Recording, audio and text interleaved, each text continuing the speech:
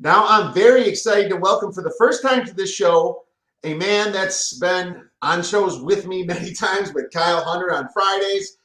You know him from the Action Network, and Joshua Nunn. You can follow Josh on Twitter at Step On a Duck. I love that Twitter name, by the way. Josh, thanks for coming on the show. Speaking of that, can you give us a little history about you and how you got that just unique Twitter handle at Step On a Duck? I will, yeah. Thanks for having me on, Kiev. It's a privilege to be on with you. So a little background on me. I have been betting on college football and college basketball pretty seriously for 16 years and really focus on the Group of Five and FCS content in the college leagues, along with regular season win unders. My Twitter handle was birthed out of a previous job I used to have. I had a nickname of the Duck, and it's not a play on the Oregon Ducks, which some people oftentimes mistake. This was a play on words off of one of my favorite movies, Caddyshack. Rodney Dangerfield had a line in that movie, "Step on a Duck." So I thought it was kind of funny and humorous and incorporate the duck in there. So that's where that was birthed from. Well, there you go. God, now I remember that a little bit. I haven't watched Caddyshack in a long time, but definitely a classic. And it's a great movie. There's a lot of one-liners from that. And I do enjoy golf, so I love going out and golf, and Caddyshack, a legendary movie. So that's cool. Now I know. Well, that's wonderful. Step on a Duck's like, how am I going to take advice from Step on a Duck? Oh, there you go.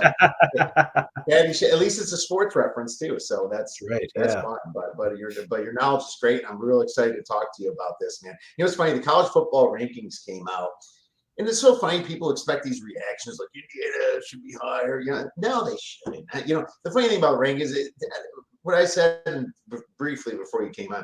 I just said it just doesn't matter yet. You know, I guess it's just for them to get their feet wet and see what kind of reactions people have I think the committee kind of does it for themselves. But, you know, looking at this, you got some interesting scenarios here because the Big 12 is kind of a mess.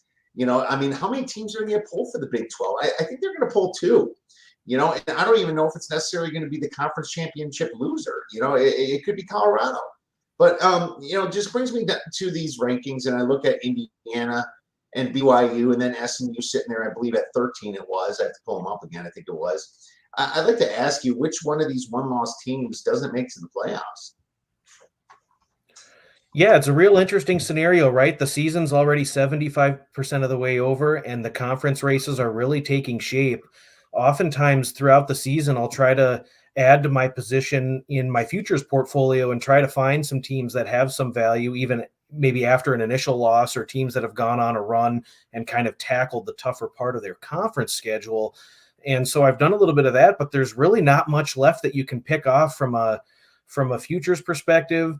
And now the focus really goes into a new and emerging market, which is teams that will or will not make the playoff. And so, you know, one I think that there could be some value on still is BYU. No, I think that's about minus 120 or so to not make the playoff. BYU still has four games on their schedule against really stiff competition that are all kind of vying and jockeying for position.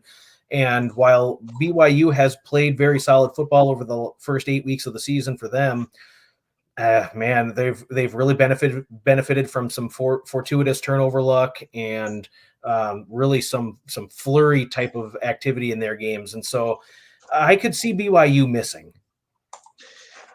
Absolutely. And I suppose, and what we're really asking is which is the most logical one, because we all agree that all of these guys could lose, you know. I almost think, and I have the Indiana tickets at 201, you know, to make the playoffs. So I did that before the season. Oh, I know. It's like, should I be hedging now? You know, I could technically, but I'm going to wait a little bit. But, you know, the thing about Indiana, is Purdue a trap game at the end? Do they just crap the bed? I've seen this before in college. You know, let's say lose to Ohio State and lose to Purdue. It would be absolutely insane, but that would completely kick them out at 2 losses. I worry that they lose to Ohio State and get blown out, and then for some reason they're back. Ohio State does something.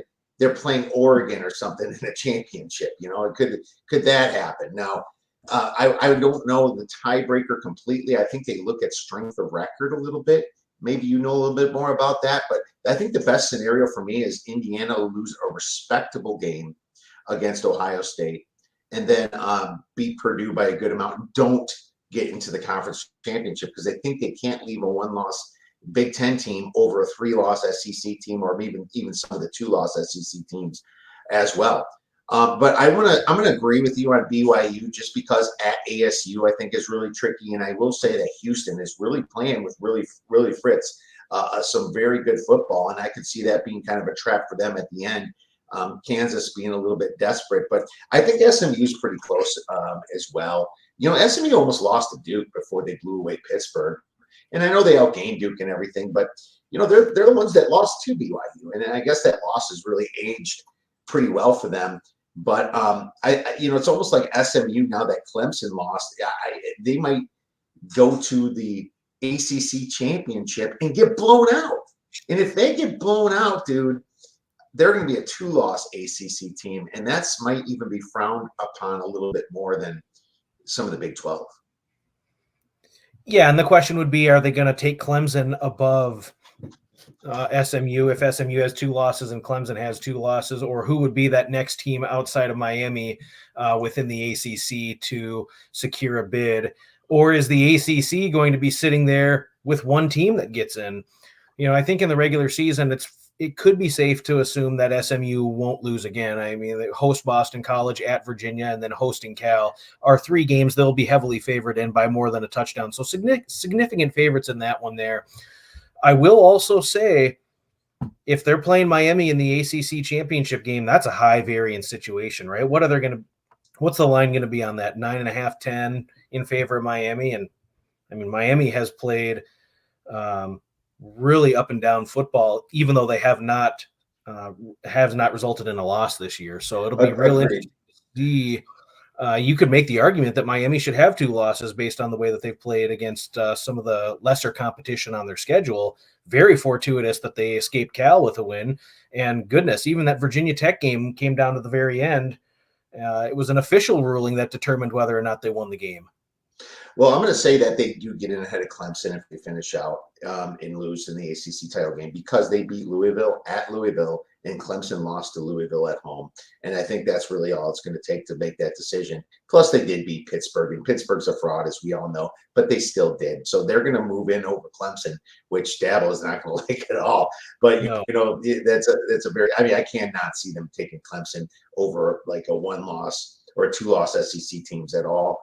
It would be really, really a lot of people screaming the next day. Now, I will say that SMU at Virginia, I mean, Virginia can be a little feisty. I mean, I'm just saying that I'll be looking at the dog on that one for sure. The Cal situation at the end, there's going to be way more pressure on SMU if they beat Virginia. So I'm going to be looking at those games. But it's fun to discuss, and I think it's something that me and you are gonna visit with every single week coming forward. But I always like to talk about buy low, sell high, because that way you kind of get a gauge upon what you're feeling, and it could be maybe for a bet you're making this week, or it could be something that you're waiting on. Last week Brad Powers said he wanted to, Army was a sell high, but he didn't want to do it last week, and thank God he didn't. He wants to do it this week. Actually, Army didn't cover last week, so he could have done it last week too. But he was looking at North Texas. I'm not so far for sure there. But how about a buy low or sell high team? Well, why don't you start with one buy low team with respect to the market? Yeah, so this is an interesting one pertaining to the futures, but I'll stay in the AAC actually. I firmly believe Tulane is the best team in that league, and they're still just anywhere between -105 to +105 to win the American. I will encourage you and all of the listeners, right? The easiest and quickest way you can improve your positioning as a sports bettor and turn profit quicker is to shop around, get the best line, give yourself the best chance to be successful. So please do shop around. But if you can grab Tulane at anywhere between -105 and +105 to win the American, if you look at the remaining games on their schedule, I believe it's very unlikely that Tulane is going to lose again, and they're certainly not going to lose twice. So they'll secure a spot in the American Conference Championship game. They'll either host it or it'll be on the road at Army. But either way, my current projections have Tulane as a road favorite of -6.5, -7 at Army in that game. And so you'd be looking at about a minus 220 on the money line, plus 170, plus 180 the other way for Army. And so you can certainly put in a position now on Tulane and hedge out in the conference championship game and guarantee yourself profit either way, or let it ride. I think that would be a position I would take. Tulane is just really on fire right now, and I just cannot see this team stumbling up with who they have remaining left on their schedule. I thought Tulane was going to take a step back in the preseason against Will, but then they lost Fritz, but you haven't. And what's funny that you brought that up. I just looked at them to win the conference 5 minutes before you came on. It was like I was looking for a beer bet banger. Now it doesn't qualify as a beer bet banger because it's minus 105 at most of the books, And so, but I love the way you think, because I was thinking the same thing. I am betting Tulane just like at minus 105 to win it. So I didn't give it out yet, but we'll give it out, I guess, on the show right now. I agree with it 100%. I think that's a wonderful bet. Now the Navy's probably out of the way too. I'd rather play Army personally, but Navy has some injury issues as well. So Tulane is definitely dead set right now to win this thing. I'm just kind of shopping it around a little bit, like you say, shop around. I think we've always preached that, and it's one of the most important things that you can do to get an edge. Obviously, the numbers matter. So yeah, I'm really glad that you said that too. And with the widespread legalization of sports gambling in the United States, there's really no excuse. It's not a lot of effort involved or skill to open up 4 or 5 of the legal books. You can fund them with even amounts. And you'll find over the course of 1 week where you make 7 to 10 plays, it may not necessarily come into play, but over the course of a season where you might make 200 plays, it'll be the difference between 4 or 5, 6 plays, winning or losing, or improving your position on your return. And that can make all the difference between adding up to an extra 10 or 11 units. So it is a significant behavior that I would recommend adopting. Yes, 100%. It's very significant. It's something that we call them outs. You just want to have as many outs as possible, and that's going to just eventually, obviously give you a profit when you have hedgeable games at the end. And sometimes you can be pretty sure and let it not hedge or hedge it live. So there's just a lot of ways to approach it. So make sure you have lots of books. I'm going to go with an underrated team myself. You know what's funny? It's like I've switched. I do this every week, obviously, for the show, and I pull up my power ratings to kind of just see where I am. When it comes to the market here, that's kind of how I come up with one. But the truth is I think Clemson is a little underrated now that they had that ugly loss. I could see them kind of coming in and finishing the season hard and be a good ATS cover. Now, are they on bye this week? I think they might be on bye. I have to double check. At Virginia Tech. Oh, at Virginia Tech, yeah. Virginia Tech is kind of fraudulent, and that's why you see Clemson as a road favorite here. But I think Clemson could have a little bit of value coming in, just the way that they played. Yes, they had the bad game last week against Louisville, but Dabo Swinney, just like when he lost to Georgia, is going to get these guys fired up again. So I'm looking at Clemson. Yeah, and real interesting position on Clemson there to see how they rebound after the bad loss. Really a stunning bad loss. My numbers showed that they had a pretty favorable matchup against that defense that had struggled to contain explosive plays off of a bye. They were getting healthier, but my goodness, they just could not cash in the red zone and could not finish drives, which was unfortunate. A little bit of a tougher schedule, though, than many might expect from Clemson, with at Virginia Tech, at Pitt, and then in the finale hosting South Carolina. My goodness, look what they did last week. Yeah, 100%. That was absolutely, that's just going to be an interesting spot for them at the very end this year, too. So I agree with that. Give me an underrated team now. Or an overrated team, I should say. You did an underrated team in Tulane. Give me an overrated team coming into week 11 or week 12. Yeah, I know they're 8-0 and they've played a lot of good football, but I'm just not in love with BYU. I feel like BYU has really been the benefactor of some fortuitous turnover luck, and they've really benefited from some play where they've really just at home, like home Provo, voodoo at night, and just some of that stuff. So when you factor in who BYU has left, they play a game that I think will be pretty competitive this week in the Holy War. Utah and BYU are two programs that do not like each other. It's a fierce rivalry. I'm not going to necessarily call for BYU to lose, but it's also not out of the realm of possibility. Then they host Kansas next week, and Kansas is kind of a play-on team for me. They had a really tough stretch this season where they were really trying to figure some things out on offense with some key pieces that had departed. They lost their offensive coordinator, so there were some little tweaks to the offense this year compared to last that really didn't pan out. But Kansas will be a play-on team for me the rest of the way. At Arizona State will be a real tricky spot. I really think the Sun Devils are a play-on team as well the rest of the way, getting their quarterback back. As long as Scadaboo is healthy, defense has played well at home. And then they finish up with Houston, who can beat anybody in the league on any given day, as we saw last weekend, is also playing some much more competitive football than early in the season. So it would not surprise me to see BYU drop a couple of games, and maybe that's enough to have them miss the Big 12 championship game, and maybe Iowa State sneaks in, and even Colorado. Totally. I don't disagree with that. I mean, getting by teams that, like Oklahoma State, they could have lost that game. And Oklahoma State, a miracle they won. Oklahoma State's been pure trash. They have 0 Big 12 wins. They have 6 Big 12 losses. They're 0-6 in the Big 12, So BYU definitely has their issues. But to be honest with you, I mean, I can go. I already mentioned I think SMU's a little overrated, but I think Utah, and it sucks they're playing each other this week, but Utah is the worst Utah that I've seen in over 20 years, man.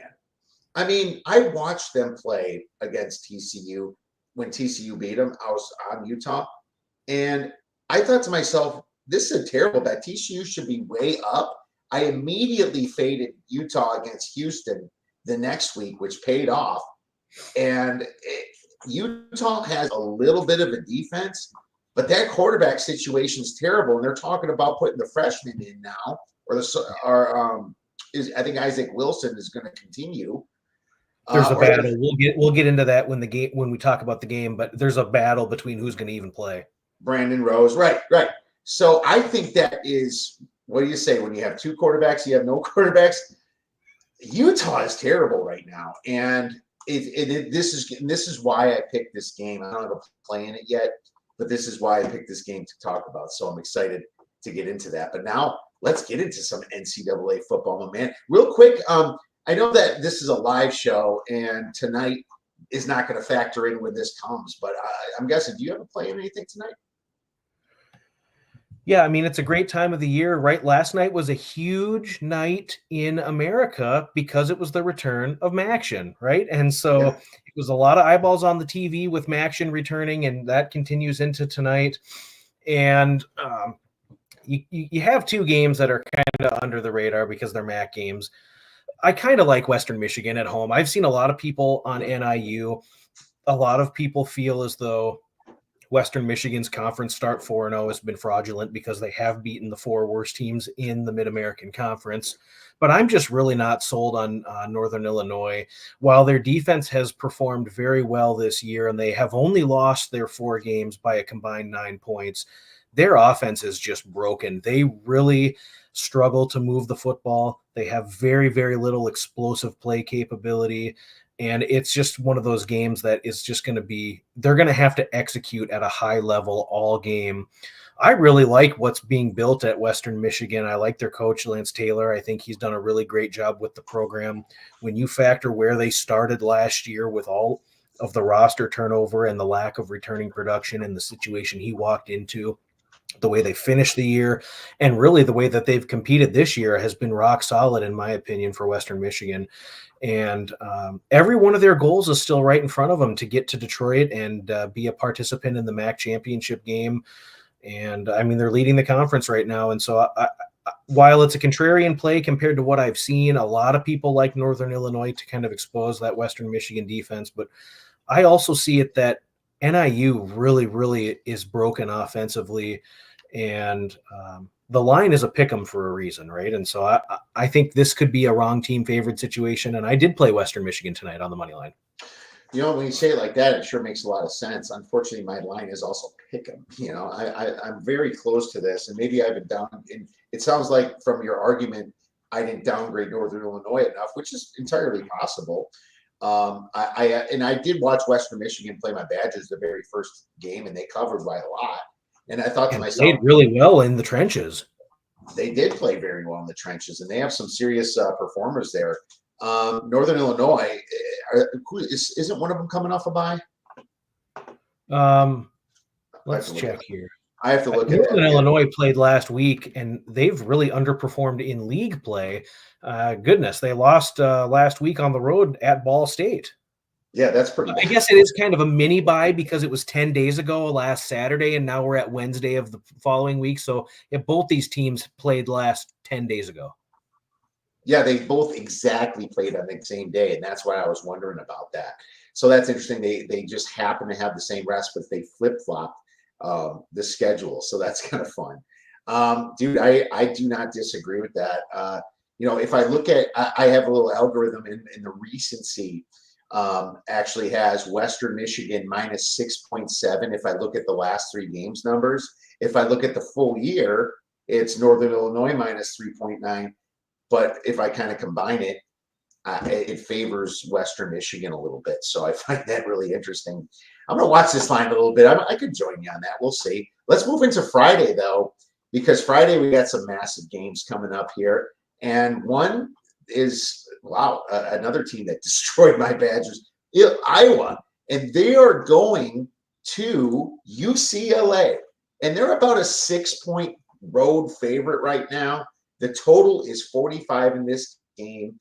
I'm curious, Josh, which way you're going to go with this because you picked this game to discuss. Yeah, and I have made a habit of fading Iowa just because of their offensive woes over the past couple of seasons to pick spots where they would struggle. I loved Iowa last week. I hate to say it against your Badgers. I wrote that game up as a best bet over at Action Network. And no, by all means, dude. You got to be able to bet against your teams. I didn't bet at all, but if I was going to, I would have bet Iowa. Yeah, I loved Iowa, just given the spot. They are 18-1 at home in their last 19 home games in November. So they peak late in the season and they play their best football at home in November. And so pertaining to this game specifically, I actually think the quarterback change to Sullivan has been a good thing. He seems to have much more command of the offense. The offense has rallied around him. I love the way they're running the football. I mean, their running back Johnson is just having an unreal season. And so UCLA has been the benefactor of winning a couple of games. Yeah, I don't really know. A couple stats I think that are really going to expose UCLA in this game. They're 128th in offensive success rate and 128th in finishing drives. And so when you're facing Iowa and you start behind the chains and you really don't gain that success that you need on first and second down, you're not going to convert third down, which they already do at a poor rate. And then when you do happen to move the ball in between the 20s and get it into the scoring range, UCLA red zone touchdowns 8 out of 20 trips. So they've settled for field goals far too frequently in the red zone.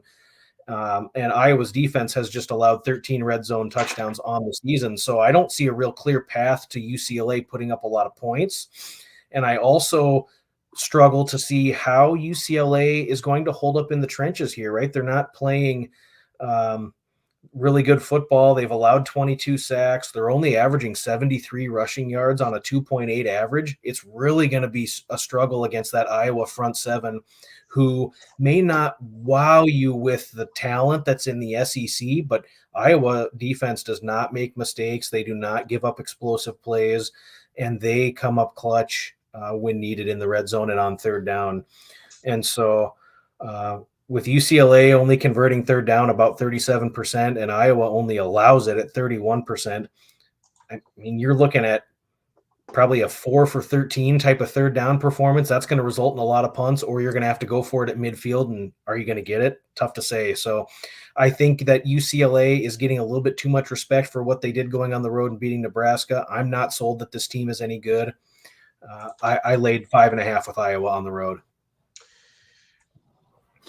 I'm mad that this line went against me when I bet it days ago at Iowa 6.5. I saw it at 5.5 open. I wanted to wait because I thought, contrarian money would move it down. And we don't talk about which side we're taking before. We just happen to align perfectly on this one. I don't know how you can bet a team like UCLA right now after kind of a letdown spot. They go on the road and win 2. They kind of come home fat and happy. This team is awful on running the ball. They rank 132nd in offensive success rate on rushing the ball. That is terrible. And that's the only way you beat Iowa is really their defensive rushing play success rate isn't quite as high. Their rushing PPA is good, though, at 38. But, if you can't run the ball in Iowa, they're going to play easy defense on you and pick you. Guess what? Iowa is plus 10 in turnover margin because they take care of the ball. And UCLA is -5 in turnover margin. Bad teams turn the ball over. That's all it's going to take really to cover this margin. It's just being plus the side of the turnover ratio. There is nothing that tells me that UCLA is sustainable here in this. But one thing I do notice is I like to jump on teams with momentum. Now that they switched from Cade McNamara to Brendan Sullivan, this team is fired up. 70% completion percentage, 2 touchdowns, no interceptions so far. They're running the ball much better. It's not like Wisconsin didn't try last week, but their trenches through Wisconsin around like a bunch of rag dolls, man. I was watching that game and I was like, this is sure changed, They don't stop they stop explosive plays, ranking 6th in the nation. So I'm not worried about that for UCLA here. This spread is 9 in my numbers, man. I don't know why it's below the 7. I am completely with you. This is an official play from me. We're taking it at the -6 right now because that's what the current line says. So totally with you, my man. I like it. And another thing to add too, right? Iowa has such a perception around their offense being bad. They've scored 40 points 3 of the last 4 games, and their offense has really started to show some incremental improvement. And that's really all it takes to turn a 3-point game into a 14-point game when you have the marginal gains on offense, drive in and drive out, picking up third downs, converting in the red zone, scoring 7s instead of 3s. And so, yeah, I like the trend for Iowa and where they're headed. So that's a really solid play. All right. Well, great. We're both on it. Let's move on to the next one. And this is another one you picked. Rice versus Memphis. Is this also Friday or is this Saturday? It is. Friday. All right. Look at this. We got 2 Friday games from Step on a Duck. You got to love that. Thanks, Josh. 2 Friday games to talk about. So I have a feeling which way you're going with this. I haven't made a play yet, but I'm close. Let's hear you break it down. Yeah, so we talked in the buy low, sell high segment earlier, and this is a situation where I think you could do that for both of these teams, right? So Rice comes in off of the win against Navy. They fired their head coach. They got EJ Warner back, and they really rallied the troops, which you will oftentimes see teams do after a head coach is fired. They'll rally around the interim coach. But that usually is for one game, and then reality sets in and you kind of go back to what you were. And so you've got a couple things with Rice. Really, really struggle on the road. So Rice is 0-4 on the road. They've lost to Houston, Army, Tulane, and UConn. They're averaging 10 points per game on the road, and they really just struggle with any sort of continuity on offense with consistency. One thing that I think is really concerning here is while they have not played very well over the last couple of games, the metrics are good for Memphis. Memphis is 5th in defensive havoc achieved. Havoc is typically defined as sacks, turnovers, negative plays, and Rice is 82nd nationally in allowing offensive havoc. They allow way too many negative plays, and they really struggle to run the football. Memphis has secured 20 sacks this year and 62 tackles for loss. I feel as though when facing Navy and even Army to an extent, the service academies, they play a base defense. They don't really secure a lot of pressure. And so Rice was able to kind of sit back there with EJ and kind of pick them apart. Well, the reads are going to have to be quicker. There's going to be a little bit more pressure against the Memphis defensive front 7. EJ is going to be squeezing the ball a little harder. And I think that's going to be really a disaster for him.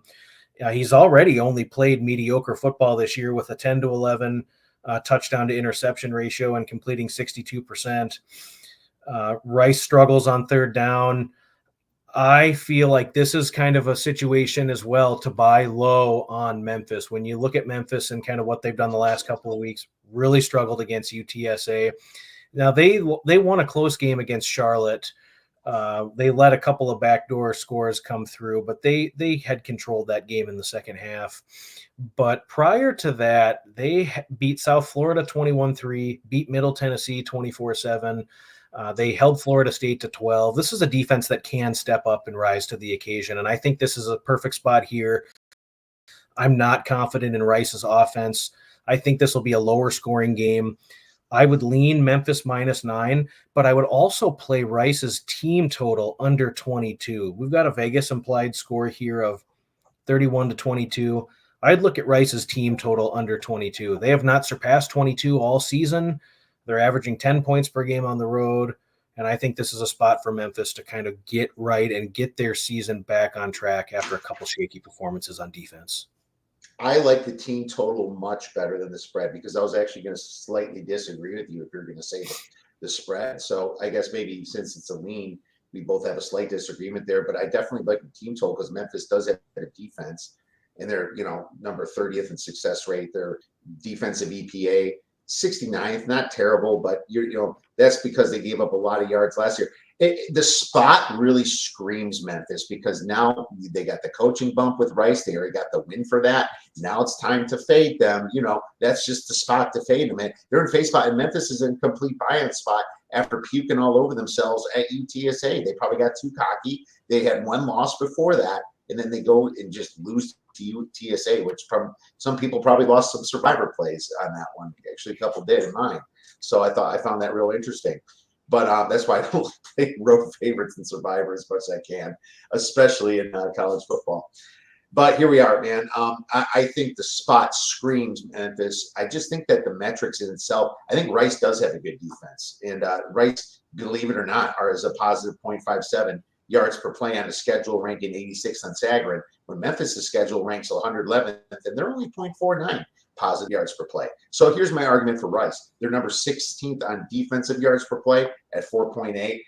They're actually some decent defensive stats as well. I'm thinking under maybe for the whole game, but I also love the fact that their offense only ranks 116th in PPA, and they're not going to move the ball against Memphis, who has a pretty solid defense and success rate, like you mentioned. So I'm with you on the under 22, and I'm going to consider an under for the full game. I don't think Memphis scores that much. I like it. All right, let's move on to the next game. I'm going to write that as a lean here. A lot of times, when we do this stuff, I come up with plays. I get off the ledge. You're on the fence. We talk it through. I talk to another sharp person on the show, and it really gives you some ideas. So definitely that under 22 and under full game is something I'm going to look for. And you can always split that up too. Half your bet on one, half your bet on the other. All right. Let's move on to the next game. Syracuse versus Boston College. Boston College is minus. I have it at 2.5. I just saw it again at 1.5. Let me see what it is. I want to be accurate for the show. 1.5. I'd rather use 1.5 personally. Total is 53. So, this is the spot of all spots, in my opinion, Josh. Syracuse coming off a misleading final score. Big win at home against Virginia Tech. They just became bowl eligible. They just got to 6. They're probably feeling pretty good about themselves right now. Boston College coming off a loss and a bye week, but it was a very good loss against Louisville. At Louisville, they lose by 6-7 points. Looking at the metrics, I don't understand the spread, man. Syracuse is negative 0.41 yards per play on a schedule ranking 63rd on Sagarin, while Boston College is dead even on a schedule ranking 47th. Syracuse ranks 74th in offensive EPA. Boston College is close at 80th, but on defense, it's not even close. Boston College is 50th. Syracuse is 99th. They can't stop anybody. And if their offense isn't on, they're done. I can't trust Syracuse on the road. They have a -3 turnover ratio. The home team has a +14 turnover ratio. You know what's going to happen on this game. Also, it's situational kicker, man. It's just Boston College coming off the bye. Syracuse in a letdown spot right now. This is Eagles no-brainer, and it's one of my largest plays of the week. Boston College -1.5 for 3 stars. Josh, any thoughts? Yeah, and I'll just reiterate, we did not compare notes before the show, so this is just coincidental or sharp capping by both of us here, but this is exactly where you want to back Boston College. You want Boston College at home off of a bye where they really play spirited football. And yeah, they lost against Louisville, but let's look at where they were at in the middle of the third quarter in that game. They blew a lead, but 27-10 they were up in the middle of the third quarter, and they were firmly in control of that game against the Cardinals.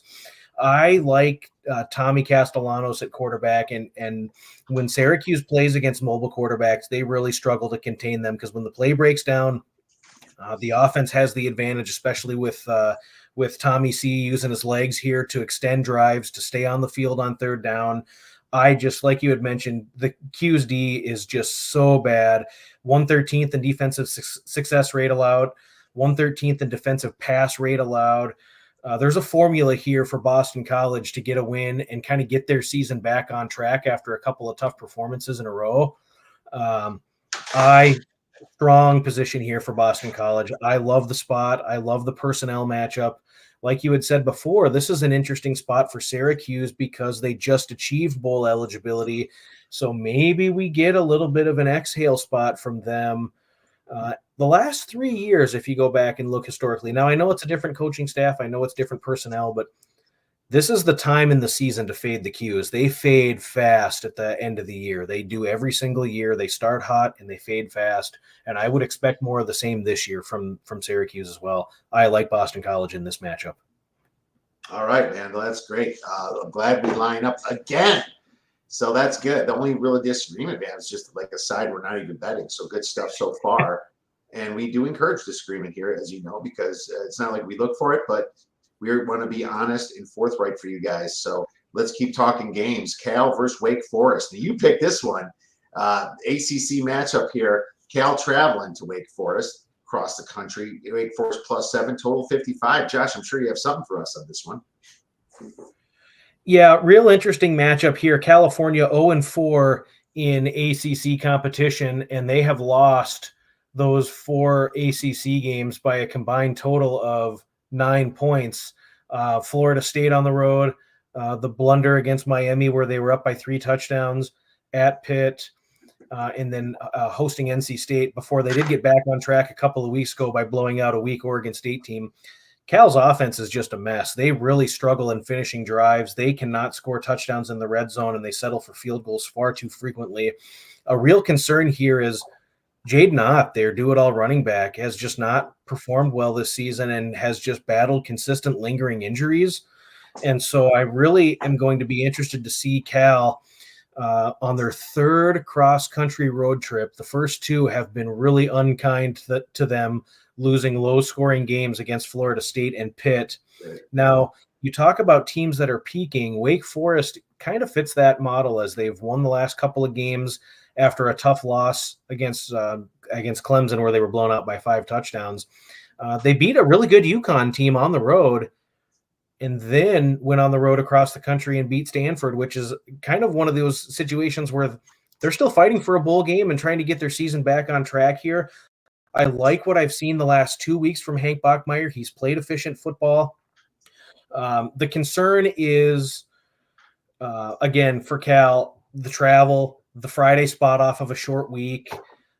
Cal really struggles on 1st and 2nd down. If you look back at their games, their offensive success rate on standard downs and on 1st and 2nd down has been low. And so what happens with California? They're in 3rd and long a lot, and it's not sustainable to expect them to convert, stay on the field, and move the ball.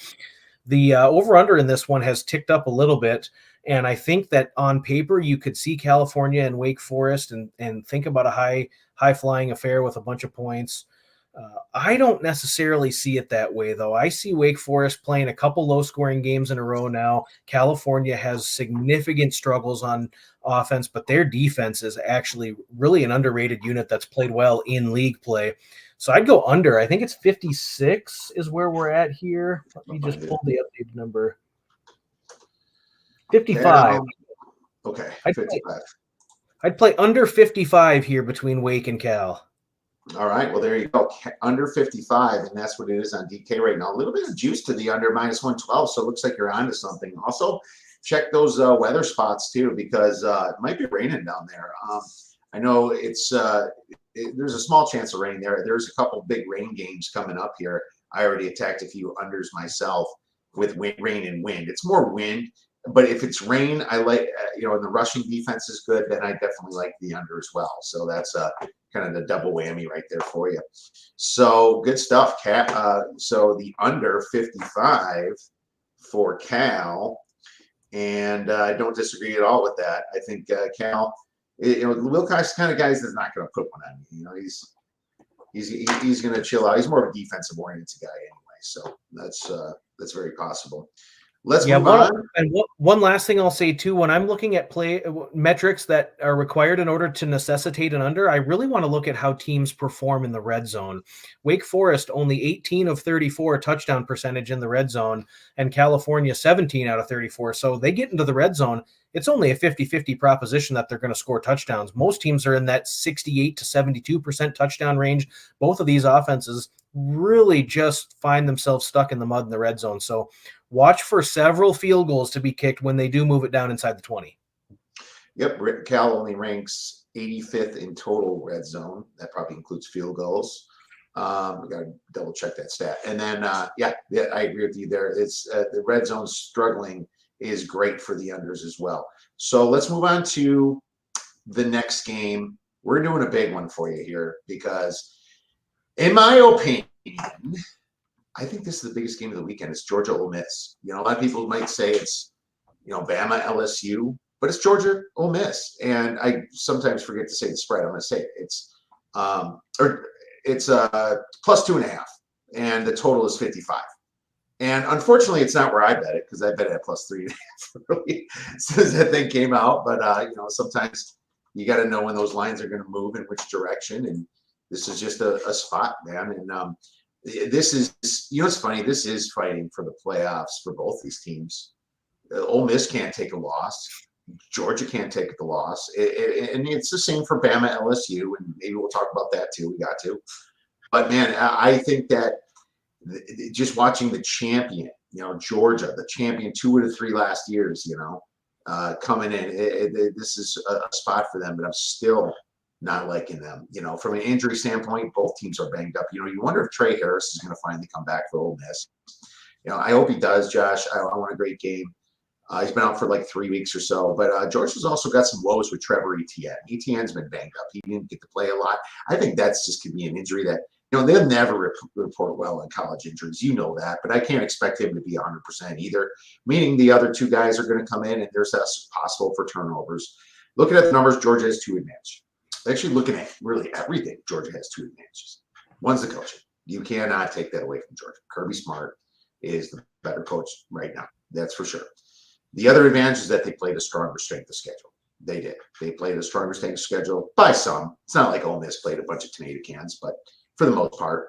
But everything else really screams Ole Miss. They have a positive 3.3 net yards per play. Georgia's at 1.72. But Ole Miss, man, they can move that ball. Ole Miss is number 4 in both offensive EPA, and they're number 4 in defensive PPA. You add that up, they're the number 1 team in EPA. They are. Because there's no team that's 1 and 2. There's no. It's Ole Miss, and maybe kind of Oregon's hovering somewhere, and Ohio State is too. But it's them. Georgia ranks 31st and 16th, respectively, in EPA. So they're just not as good. Georgia, obviously, over the years, they've had the best talent, and you see them all go in the NFL. But this is finally the year that the cupboards run a little bit bare. This is a team you're kind of seeing without the Brock Bowers. It's really affected them, in my opinion. The quarterback's dating a bunch of models. I guess they play sports too, but getting Lamborghinis and stuff. Forget about it, man. This dude's. I think he's taking that NIL money. He's not making smart decisions. I get it. You're young, but dude, I mean, come on. You can buy that stuff later after your second NFL contract, right? I don't know. The whole flashiness before you made it to the top of your goals. I'm just not a big fan of that. But obviously, I'm detracting from the game. But Ole Miss's offensive and defensive trenches, they grade out higher than Georgia too. If you look on the defensive and offensive line yards, It's Ole Miss, and if Lane Kiffin gets out coached again, yeah, I will suck it up and say my bad. But dude, this is just the only spot for Ole Miss. And to be honest with you, Georgia, they lose to Ole Miss, there's still a chance they can get in because they'll say Bama has worse losses, even though Georgia lost to Bama. Yeah, I think that Georgia, because this is more of a desperation. But I took Ole Miss, of course, at 3.5, but I still like it at 2.5 for 2.5 stars. What are your thoughts, Josh? Yeah, great game here. I think the line at this point is an indicator that Ole Miss is really going to compete here. A couple things to touch on the Georgia offense. I mean, like you had mentioned, Carson Beck just kind of looks average, right? He hasn't been lighting it up in games where he typically would. You've got one Georgia receiver that's averaging over 16 yards a catch, and the offensive explosiveness has been down compared to years past. They really do look like they're missing Brock Bowers, who was so clutch over the middle, who was so clutch on third down, who could stretch the defenses or open it up for other guys. And that really is concerning.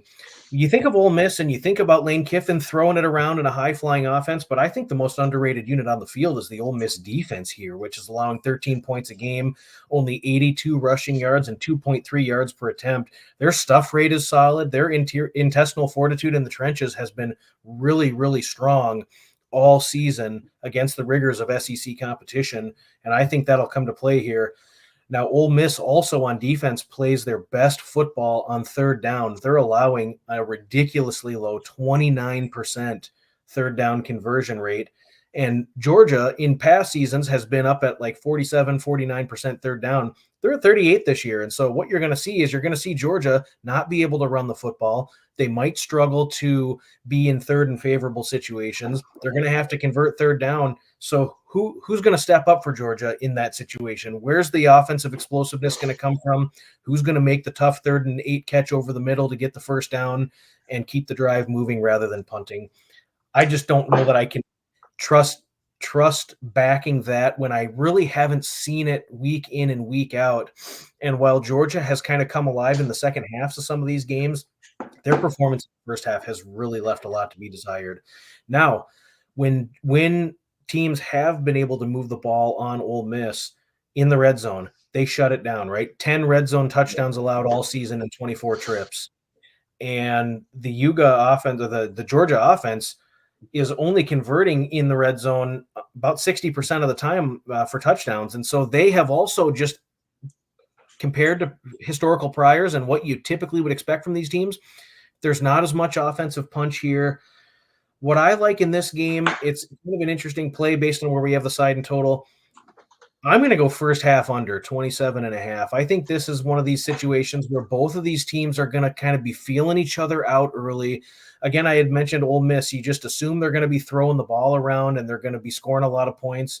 They actually run the ball more than they throw the ball, which is atypical of a Lane Kiffin coached offense, but they're really focusing in on running the football and controlling the line of scrimmage. And I think that this is just going to be one of those situations where you've got a couple of big punches. Maybe they don't land. Both of these defenses are good at limiting explosiveness. And this could be punt, field goal in the first quarter. And then, again, it could be something that opens up later on. Revolver to my head right now, I feel like Ole Miss, this is a spot where they have got to eventually rise up, and this is the spot and the wow factor for them to win this game. But I think this could be a low-scoring trench battle in the first half. So 27.5s are out there. I'd go first half under 27.5. Oh, I don't disagree with that at all. I think that's a wonderful play. I should have hit that Ohio State one last week without that pick six, man. That was missed it by a half point. It's just one of those. Oh, I just hope that don't happen in this game. But you know what? And that's why when you bet, it's like there's a percentage based on everything. It's like 33% is chance time. That's 1 out of 3 times it's going to go over your play. But I'll play that all day and make millions if I knew it was like that every single time, right? It's just that you got to play the percentages. No, and I'm really glad that you bring that. I'm really glad you bring that up, because there's 2 things at play here that all of your listeners can take away from this. You're making plays that are positive EV plays based on the research and the analytics.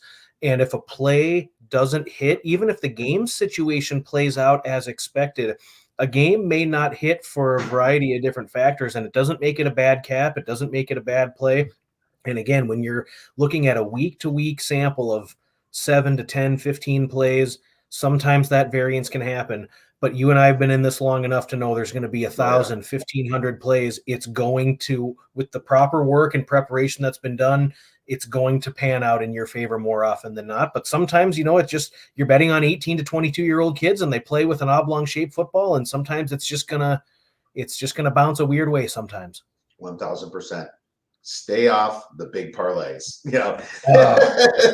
Despite what Jamie Foxx and all the guys tell you. You can have fun with it for 10, 20 bucks, whatever, but just don't put your big stuff on it, dude. Don't. No. It's not the way to do it. You're going to lose. Have fun just betting game by game. All right, so let's move to the next one. And we got to talk, obviously, Alabama, LSU. And what's funny is I had to set +3, but this is down now. And unfortunately, this is where I make the line. I have LSU +2.5. And that sucks because, I was thinking, God, maybe this could move to 3.5 and I'll play LSU. But for me, no, I make this LSU 2.5. I think LSU is a serious contender, but at the same time, Alabama's in a spot, man. They're in a spot, a big spot, and they're playing for their season. I guess LSU is too, but Alabama's just got a little bit more talent. LSU still has great talent, but I think Jalen Milroe will win you the game at the end. I'm not sure if Nussmeier will win you the game at the end. I seen him do it a few times in their bowl last year against Wisconsin, and it completely decimated. Both teams were decimated on both sides. Actually, Wisconsin was more decimated than they were for guys holding out of that game. But going back to the cap, man, I didn't really write anything up because I'm not going to bet it. Not at this number. I suppose I would lean to the under in this situation.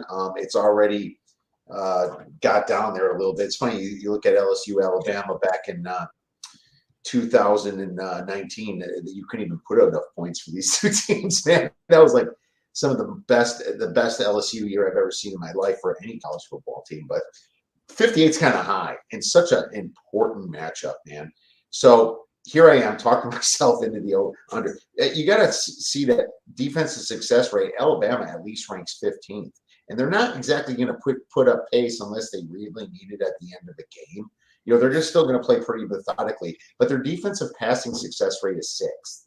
And that's what Nussmeier needs, is to pass the ball, and that's what they do. But if Alabama's stopping the pass, LSU can't really run the ball this year. They're not good at running it. I'm probably thinking under or Alabama, unfortunately. What about you? Yeah, so you've got Kalen DeBoer coming in off a bye and really needs to draw something up here to save their season in what could be, really the first de facto playoff game, right? The loser almost certainly is eliminated from playoff contention, yes, and the winner still will have a path. I trust Jalen Milroe a lot more than I do Nussmeier, and I also trust the Alabama secondary a little bit more than I do LSU's. After Alabama had lost against Tennessee and Vanderbilt for that matter, people were really bagging on the Alabama secondary being the worst in the SEC or a bottom half of the SEC, which is just ridiculous. It's just not true based on the personnel and the metrics. Alabama still does have an elite secondary. I go back to LSU's last game that they played when they faced A&M, and they did have some success early. And then once the pressure started getting to Nussmeier, he really started making bad decisions. And once the A&M D line really started to force the issue, they just couldn't find it, right? He was throwing balls in the dirt. He couldn't complete the 15-yard out. He couldn't complete the dig route over the middle. He couldn't find the running back in the hot route in the flats to pick up 8 yards when they needed it. And it was just it was really a huge ass whooping in the second half against A&M, which was a really critical thing that we'll need to see from Alabama. They're going to have to get pressure on Nussmeier. I think they'll be able to do it. LSU also, they struggle in surrendering explosive passes on defense, 96th in explosive pass rate surrendered. And I feel like you've got a much more capable playmaker in Jalen Milroe in a situation where they have to have it. Now, the concern on the other side, because there's always two sides to the coin here, is you are facing LSU at night at home, and that environment is just really something that's tough. Even Saban always struggled in those environments where it was just one of those things. It's like BYU at night. It's just one of those environments that's really tough to play in.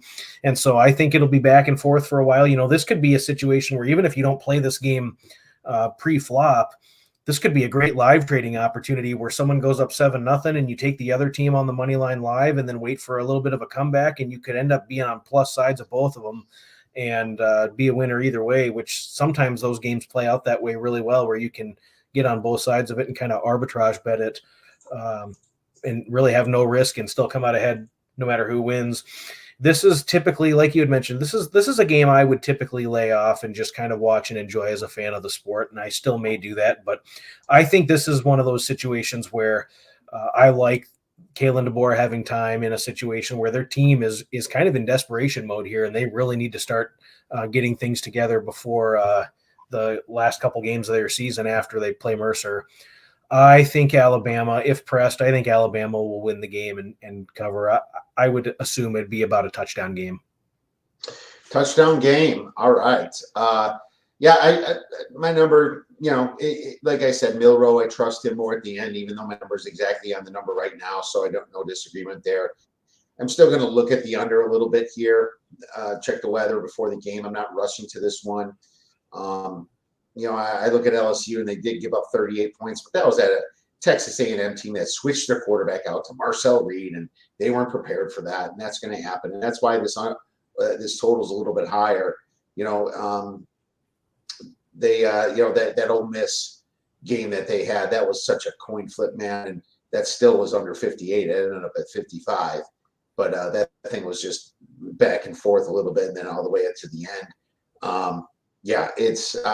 I'm thinking under in this one for sure. Let's move on to the last game that we have, then we'll quick hodgepodge it. Utah hosting BYU. Utah +4 is the line right now, and I'm guessing this total's got to be disgustingly low. 40. 40.5. 40.5, Josh. So I'm close to having a play. I want to hear you talk about this game first. Yeah, well, Utah's just been a mess, right? The quarterback situation has been rough, similar to what we saw last year, right? We're not getting a lot of truth out of the injury report. Cam Rising wasn't healthy, and they kind of strung bettors and fans along about whether or not he's going to play or not play or whatever it might be. And the offensive metrics for Utah are just really weak, right? They really struggle in the interior offensive line. What's really concerning for Utah is, and it's different than what we've seen from Utah over the last 10 to 15 years, is they just have no attitude on offense, on the offensive line, right? They used to be able to just push people around and bully them, and they had explosive running backs that would be able to kind of do whatever they wanted, along with solid play from multiple tight ends. And I haven't seen the explosiveness this year from Keithy. The receiver room is lacking playmakers. And so Utah's really up against it here. Their explosiveness is low at 96th. And goodness, it's really hard to see based on the quarterback situation. Now there's talks out there that it could be Wilson, and it also might be Rose. So they haven't decided who's going to play, but just go back and look at the tape from the last couple of games when either one of those players has been the primary, and it's been rough sledding for Utah offensively. You factor in 122nd in pass EPA per play, 115th in pass down success rate. They're only 99th in rush play explosiveness, and they're low in rush play EPA. I mean, it's just going to be a real struggle here for Utah to score a lot of points. I think for Utah to hang in this game, they're going to have to control the clock, really muck this game up, keep BYU's offense off the field. And so the one thing we know is it's the Holy War. Utah's hosting it. It's going to be a crazy environment. These two programs do not like each other. And that only carries you so far, right, before the personnel lines up and you really have to find a way to execute on the field. I would assume this game will be close late, but I am, based on the Vegas implied here, and I'm going to shop around for the best number, but I would take Utah's team total under 18.5.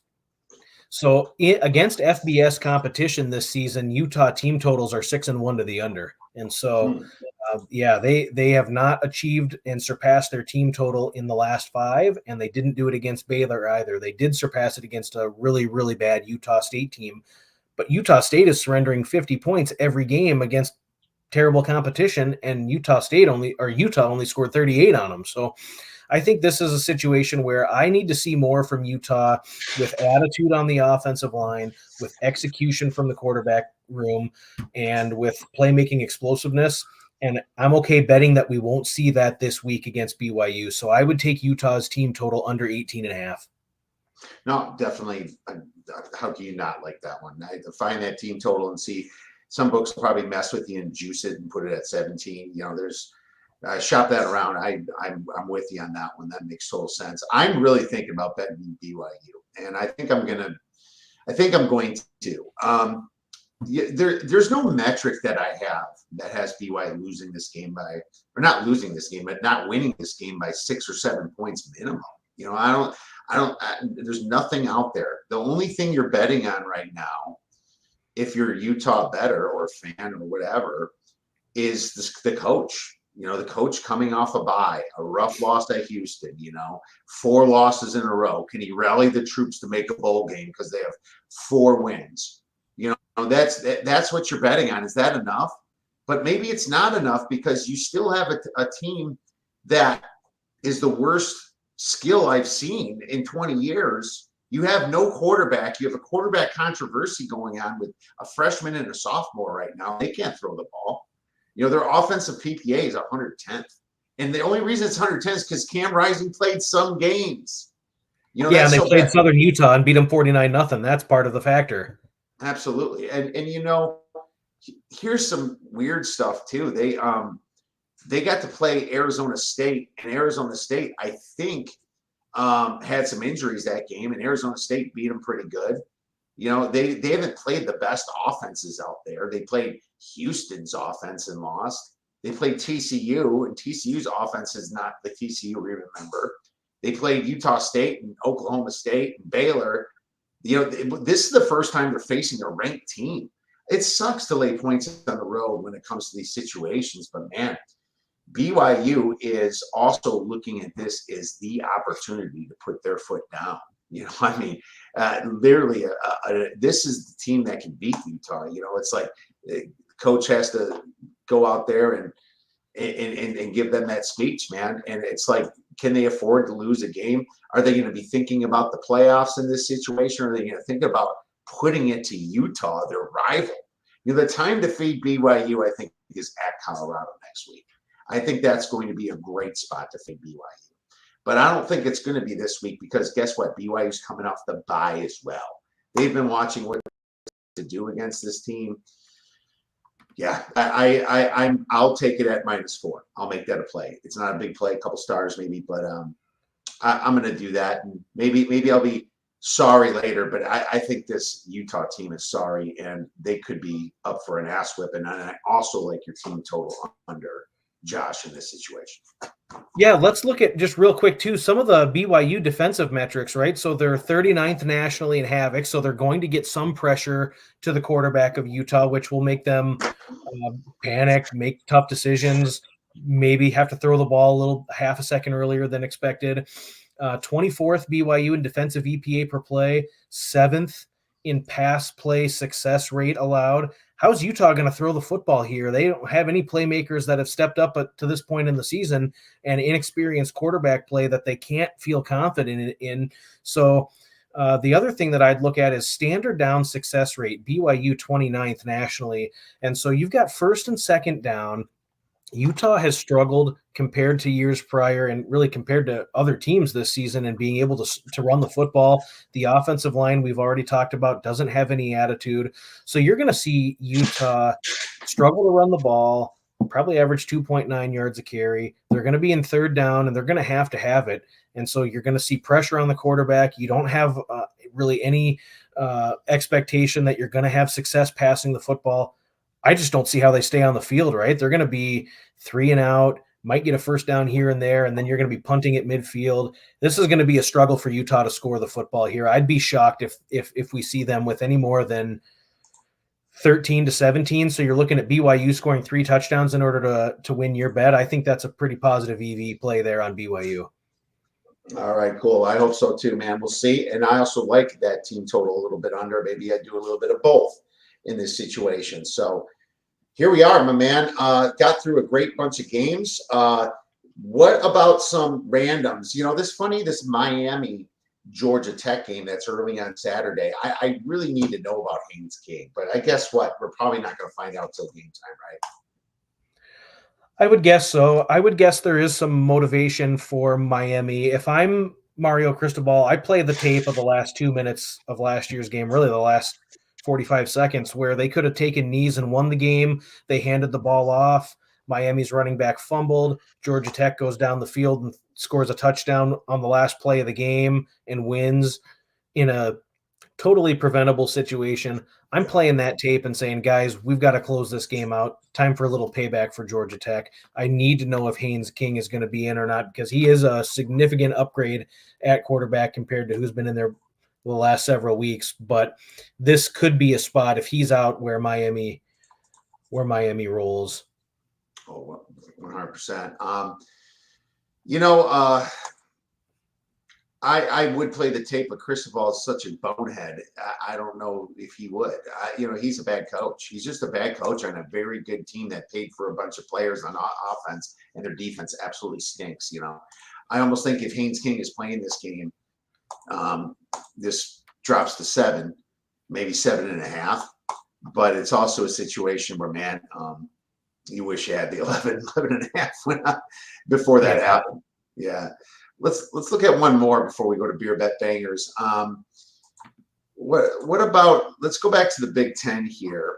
Rutgers is +6 against Minnesota. I almost said Minnesota might be a little bit overrated. I did lose it on last week. I got Illinois with a great number at 3.5, and I lost on that one. It was just more of Illinois messing up on themselves. Minnesota's gotten solid since that North Carolina loss in the first week or so. They came back against Michigan. I had Minnesota that game. I was driving back from San Diego, and I was shocked to look at the score and seeing, like, well, they came back and covered my 10. But that was real weird. I think ever since then they kind of got their heads out of their ass. But man, Rutgers is coming off the bye, and they were super injured coming into the bye. I wonder if this could be a sneaky Rutgers play. Yeah, and Rutgers really has to get off the mat, right? They started 4-0. They had a huge monster win in a Friday night situation hosting Washington in a game they were really outplayed. They were significantly outgained. There were some Washington special teams gaffes. And then ever since that point, it's been a real struggle for Rutgers. They have been another team that's lost their identity on offense and lost their attitude. I would love to back Rutgers in this spot. My problem with Rutgers is they just have so much to be desired in the passing game. They just have had no consistency at the quarterback position. It's hard to believe that quarterback that they have there, I'm going to butcher his name. It's the Greek, Kelly Manis. Yes, but he played at Minnesota last year. Mm-hmm. I think, isn't that kind of one of those, dude, this is the chance to get your old team back. Pour it on a little bit. Play a great game. I look at that as just such an interesting spot, and I think I'm going to use this for the next segment. That's why I brought this up too. It's the question is, can Khalid Manis play well? Because I know Minnesota obviously where he played, but Minnesota's also pretty good on offense and defense. They're like at 0.6 net yards per play. Just kind of solid, not turning the ball over, rowing the boat. His coach likes to say over there. But Rutgers ended up being kind of a fraud, and they were sniffed out, and they were beaten really bad in some games. But if there's a spot to back them, I think it is coming back home against Minnesota. So that's what I'm looking for. And let's just move into beer bet bangers, because this is going to be my beer bet banger. I'm just going to put some beer money on Rutgers to win out right here. You're getting about +180, probably shopping around +190 here on DK. So That's going to be my beer bet banger just because of the history with the quarterback and the fact that they're coming off the bye week after a nasty loss at Southern Cal. So I'm taking them at plus 200 here, plus 200 on FanDuel for a beer bet banger. What about you? Yeah, I don't hate that at all. I think that that's a high probability this is a close game in the fourth quarter, and Rutgers, I mean, they need some breaks to go their way, but they'll certainly be in it at the end. So here's an interesting one for you. My beer bet banger bet, and I've got a conference future that we'll discuss in this segment, but I have seen what I have wanted to see in the last 2 weeks from Hawaii. Hawaii has finally started to find it a little bit offensively. The run and shoot is a really hard offense to master. I'm shocked that it's taken this long in year 3 with Timmy Chang, but Hawaii has had 2 very impressive showings in a row, winning against Nevada at home, and then last week at Fresno State, they won 21-20. They actually threw an interception in the red zone, which was returned for a touchdown 88 yards the other way. And Hawaii was down 20-7 on the road at Fresno State. And they had the intestinal fortitude in the fourth quarter to score 2 touchdowns, the last coming with about 15 seconds left to win that game as 11.5, 12-point underdogs. UNLV having to go on the road. Hawaii is a much different team on the island, and it's always a tough road trip. We saw that play out with Boise State, where Boise State had only scored 13 points in the first half. They ended up pulling away a little bit, but I would not be shocked at all based on the improvements that I've needed to see from Hawaii and the cues that I've seen with them finally being able to make the reads. They're running the football a little bit better, and they're actually playing really, really solid defense against Mountain West competition. I could see Hawaii winning on the field on Saturday night. Yeah, man. Well, I love it. That's a night game. My buddy calls it Connection. His name's Kanaki, and Sean, he's on this all the time. That's fun. That's going to be a late game. Hawaii, you're right. What's it going to take? Get this thing done. It's funny. It's not even that late. It's like 6 p.m. So it's not Mountain Time. So it's not that late, 8 p.m. Eastern. So, it's not, you don't have to stay past 2, 3 in the morning to see if your bet cashes, my man. But who else has been cashing it? Who else has been cashing is my man Josh here. And, Josh kills it over at the Action Network. He has wonderful articles. I very much enjoy talking to him on Fridays. But Kyle, can you tell our listeners and viewers where to get your great information in place? Yeah, for sure. So like you had mentioned, I'm a writer for the Action Network. I do 10 to 12 articles a week there, write up my plays along with some best bet activity there. I'm on all the major gambling related forums, covers.com, Capping the Game, and the RX forum, and real active on Twitter at Step on a Duck. I've been on the podcast circuit all spring and summer and into the fall. I'm not going to promote anyone else's show, but about 5 or 6 podcasts there. And it's been really awesome to work with you on the Friday spaces with Kyle. And I love getting a couple sharp guys together to discuss the games, and just makes both of us better. So it's been really an excellent season, and appreciate you having me on today. Oh, wonderful, man. Thanks for the plays, and we'll be texting soon. Thanks again, Josh.